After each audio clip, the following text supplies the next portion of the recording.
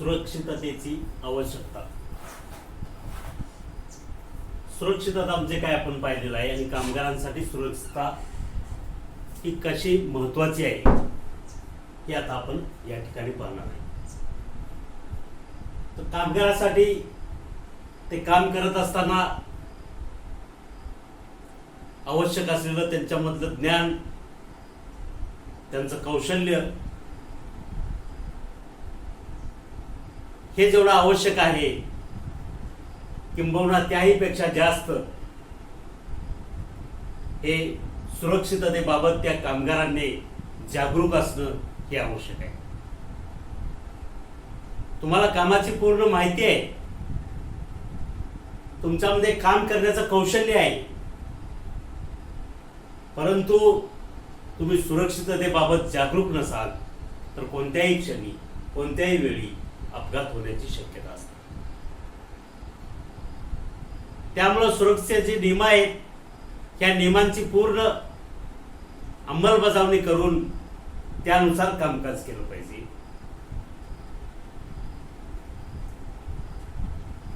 सुरक्षिततेबाबत जर जागरूकता बाळगली, नियमांची अंमलबजावणी केली तर त्या ठिकाणी बिनधोकपणे तुम्ही काम करू शकता. कोणत्याही प्रकारचा धोका राहत नाही. आणि त्यासाठी हे सुरक्षेविषयीचं जे ज्ञान आहे हे ज्ञान किंवा प्रशिक्षण देखील दिलं जातं. ते प्रशिक्षण प्रत्येक कामगारांनी घेणं गरजेचं आहे.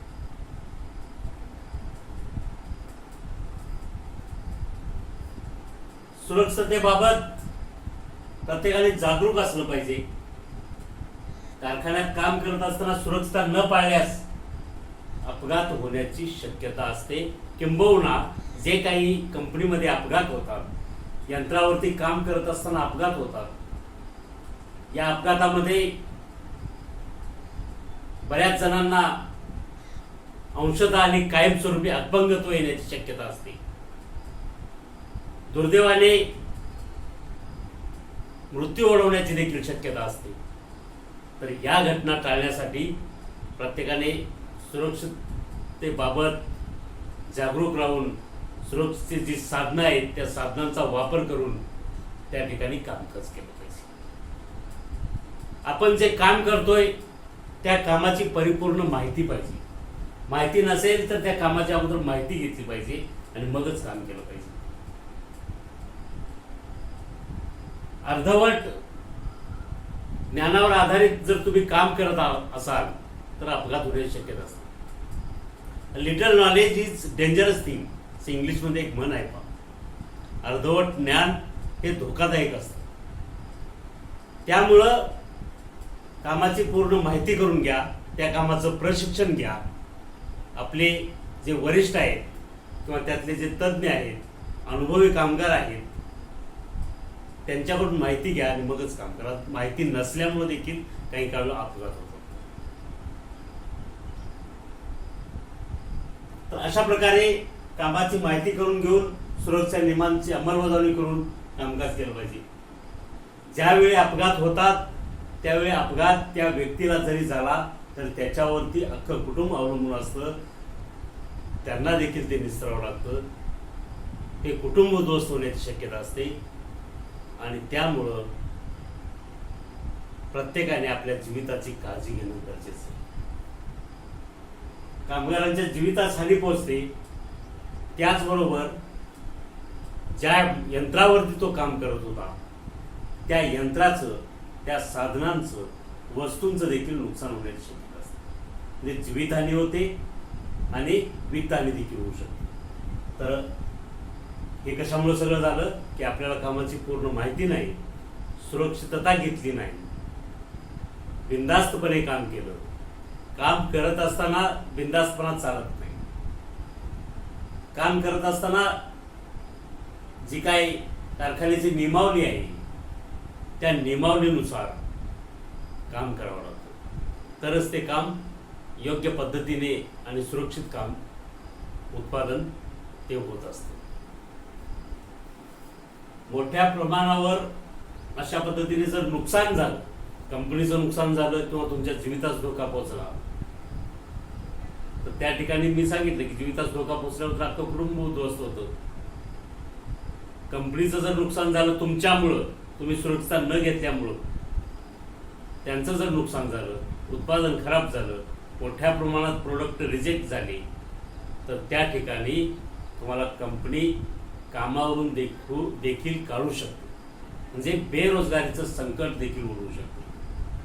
त्यामुळं जे तुम्ही काम करणारे प्रामाणिकपणे आणि चांगल्या प्रकारे सुरक्षितपणे करा. सुरक्षेच्या नियमांचं पालन करून, सुरक्षेचे जे नियम आहेत त्याची अंमलबजावणी करून ते काम. बऱ्याच वेळा काय होतं पहा,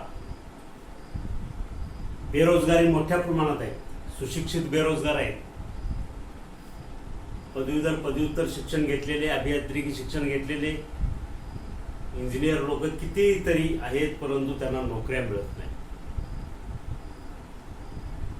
डिप्लोमा झालेला आहे, BA झालेला आहे, का ITI झालेले आहेत. पूर्वी नोकऱ्या यांना सगळ्यांना मिळत होत्या कंपन्यांमध्ये, परंतु आता ह्या नोकऱ्या मिळणं अवघड झालेलं आहे. मग ज्यांना कुणाला नोकऱ्या ह्या मिळतात, त्यांच्या कौशल्यावरती, गुणवत्तेवरती, त्यांच्या ज्ञानावरती, तर त्या नोकऱ्या टिकवणं हे देखील प्रत्येकाची जबाबदारी झाली असं प्रत्येकाला वाटू लागतं. आणि मग याचा गैरफायदा कंपनीचे जे उद्योजक आहेत, व्यवस्थापन आहेत, आणि त्यावेळेस त्यांच्या वीक पॉईंटचा गैरफायदा घेऊन हे व्यवस्थापक मंडळी काय करतात, किंवा उद्योजक किंवा जे मालक आहेत, हे पुरेशा सुरक्षेची साधनं पुरेशी कंपनीमध्ये पुरवत नाही. म्हणजे कामगारांना पुरेशी सुरक्षेची साधनं आहे ही साधनं देत नाही, किंवा यंत्रांची पुरेशी जी सुरक्षितता घेतली पाहिजे ती घेतली जात नाही. म्हणजे आर्थिक बचत करण्याचाही लोक प्रयत्न करतात, आणि त्याचा परिणाम काय होतो की अशा प्रकारचे अपघात होणे होतो.